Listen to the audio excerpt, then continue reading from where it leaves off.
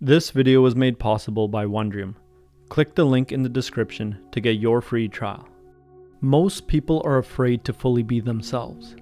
They're afraid to embrace the parts of themselves that might be regarded as unacceptable, because embracing these unacceptable parts makes them feel uncomfortable.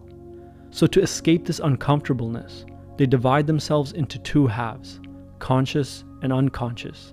In the conscious half, they construct an ideal image of themselves, an image formed out of the bits and pieces of their past that they deem as good and acceptable. And as a result, in the unconscious half, they repress the parts of themselves that they view as bad and unacceptable. In Jungian psychology, this repressed part of the personality is called the shadow. And unless the shadow is integrated into the personality, a person can never reach their fullest potential. Instead, one will always remain incomplete, fractured, and partial, living a life of regret rather than the full life that could have been. Imagine, for example, that I've solved a few equations and convinced myself that I'm a great mathematician. I might meet a few friends and they tell me that they have a math club. They gather every weekend and try to have a crack at math's most difficult problems. This scares me because if I join, I'll no longer get to be the great mathematician that I've convinced myself I am. Instead, I'll be a concrete person with actual strengths and weaknesses. And in this scenario, there are two possible actions I can take. The first action is to run from my shadow and let it grow. I refuse to join the math club and realize my own weaknesses as a mathematician. I get to cling to the ideal image of myself as a great mathematician, but as a result, I lose the opportunity to actually become one. The second action is to come into contact with my shadow and integrate it. I join the math club and realize that I'm not the great mathematician that I thought I was. In the short term, this hurts. I discover that I'm not very good at geometry, but also that I excel in differential equations. I become measured with my colleagues. I have an actual place and rank among other mathematicians.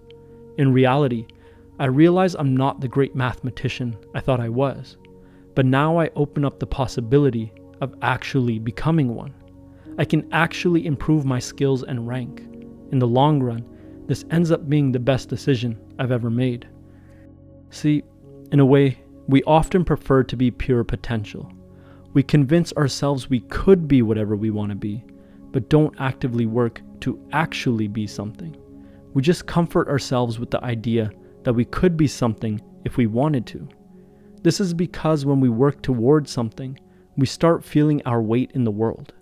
We're measured and ranked. We're quantified and actual. And this actual reality is often less pleasurable to live in than our ideal fantasy. But it's real, not a fantasy. And reality can be improved. But a life of fantasy always ends in tragedy. The path to self-improvement starts with self-acceptance. Only by embracing and integrating our shadow, by accepting the ugly parts of ourselves, by becoming who we're afraid to be, can we reach our fullest potential. But if we reject our shadow, if we pick and choose the parts of our past, personality, and behavior that we like, and repress the parts of ourselves we fear, we become incomplete and partial. And instead of living a full, whole life, we live one full of regrets. But it's up to you to decide. In Jungian terms, will you embrace your shadow or reject it? Would you rather fail in actuality or succeed in mere hypotheticals? And if you're interested in accessing more insights from great thinkers, I highly recommend checking out this week's sponsor, Wondrium. You may have heard me mention the Great Courses Plus before, and how they can help you access wisdom from some of the best professors in the world. But they recently took that experience to a whole new level and rebranded as Wondrium. Wondrium has a massive collection of courses that are academically comprehensive, thoroughly researched, entertaining, and presented by experts. I'm always looking to continue to learn about new topics and grow new ways, and Wondrium makes this easy by continuing to add new content to their platform every month. I personally love listening to philosophy lectures on Wondrium while I'm exercising or driving because it allows me to get a high-quality information in an entertaining and effective way. Right now I'm enjoying a course on the great ideas of philosophy, taught by Dr. Daniel N. Robinson. One mind-blowing thing I learned from his course is that Socrates was a soldier. I think this defies the common image people have of him, as someone who has their head in the clouds and is removed from the practicalities of life. Socrates began philosophizing after he had defended Athens in many wars, and his philosophy grew out of those life experiences. You can get access to your free trial by going to wondrium.com/freedom or by clicking the link in the description below. As always, thanks for watching, and I'll see you next time.